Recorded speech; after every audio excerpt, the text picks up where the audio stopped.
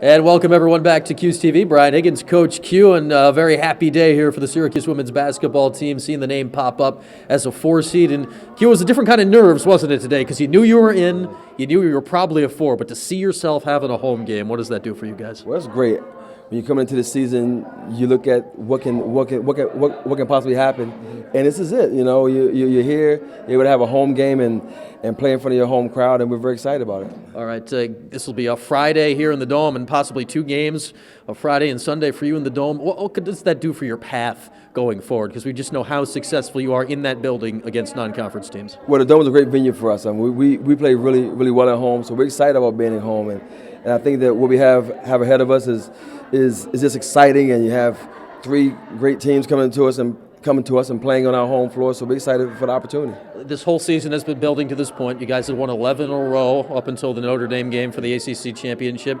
Does it feel like this team has really earned what has come to them at this point? That's no question. We've got some great wins, and our kids play really tough, and they played hard.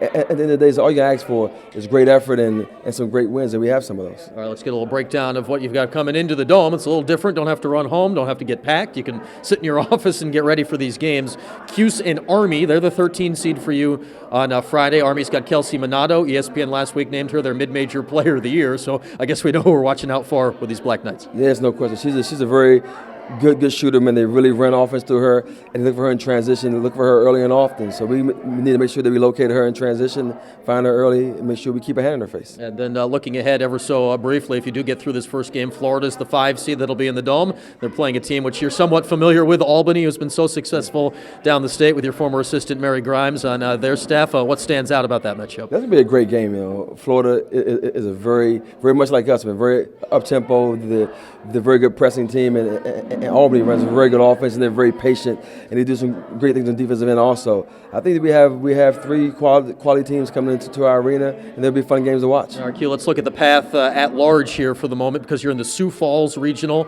South Carolina, which we know so well from 2 games last year as the 1 seed. What do you like about that path? Hopefully, if you get through this, get to see South Carolina again in Sioux Falls. Well, obviously, when you look back at a team that you played a couple of times, at least you are familiar with their style of play. Obviously, they really look to pound the ball inside, and so we had to do some things differently, I think, this time out and take care of the paint. But we're just excited to be playing and playing at home, so we look forward to it. All right, a little more fun to be having conversations like this, right? No question. All right, that's Coach Q. Team's really excited right now. 4 seed, the highest in program history. Cuse and Army in the Dome this Friday at 2:30.